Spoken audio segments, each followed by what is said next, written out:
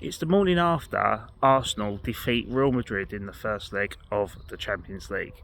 Now, last night, being a West Ham fan, I got lots of texts from Arsenal fans last night. Did you watch the game? Did you see Declan Rice? Rice, baby. Real Madrid took one hell of a beating.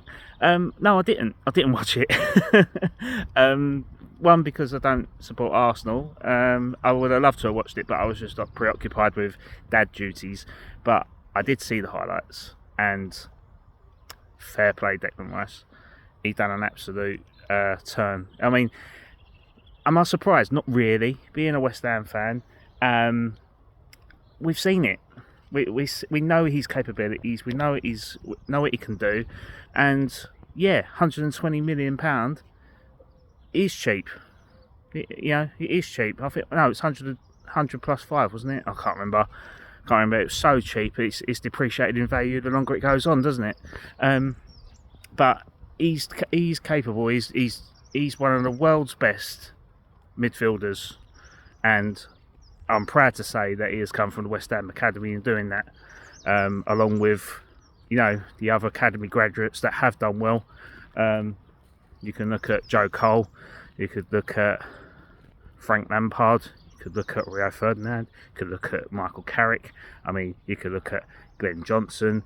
The list goes on and on and on. I'm not counting Jermaine Defoe because he didn't win a trophy. I mean, winning the Scottish Premier League with Rangers at mid-30s is not really... doesn't really fall in that criteria. I'm only joking, Jermaine. You've done well, mate. You had a great career. But, yeah, I mean, there's a lot of bitterness of West Ham fans towards Declan Rice going to Arsenal in the first place, and there's still that animosity there.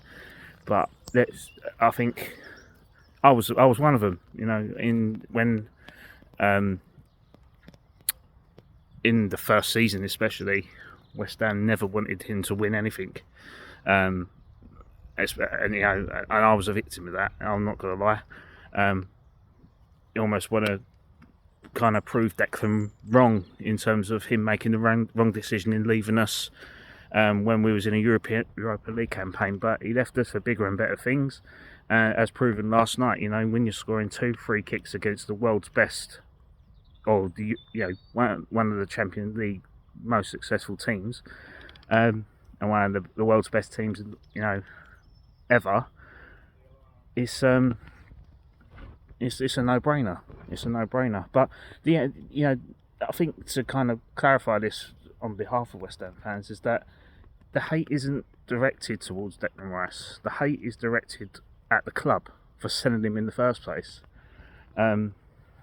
We should have built off people like Declan Rice. We should have invested more money. We should have invested more time. We just become part of the food chain, effectively, and I can't.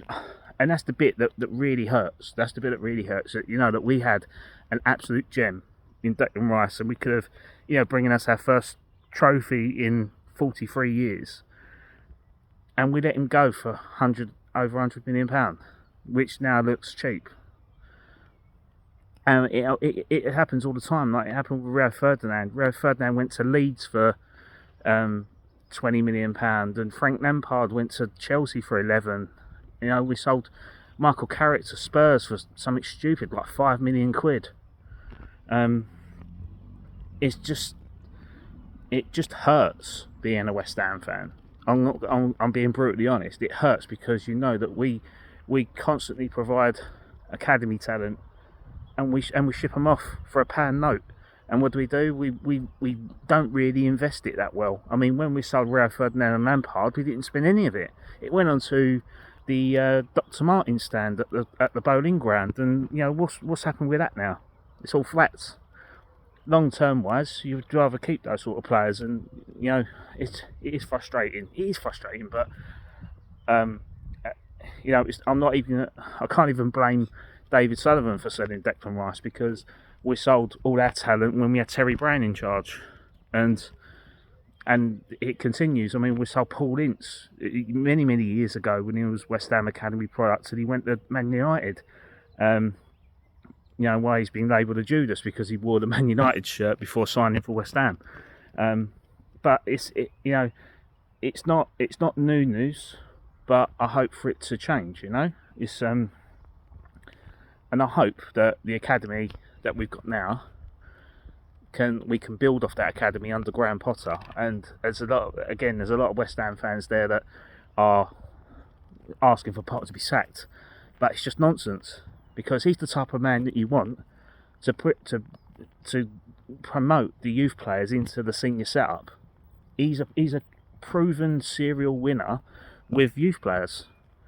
He's him and Macaulay with the recruitment in charge. They're the ones that are going to bring the average squad age down from 29 to like 24, 25, and and it's about having the right mix and blend of players and building that off younger players that want to play for the club, that are hungrier, that wage-wise isn't going to break the bank for West Ham. So if we wanted to keep them, we can give them a significant wage-wise, which we would be paying silly money for people like Areola. Areola's on 125 grand a week.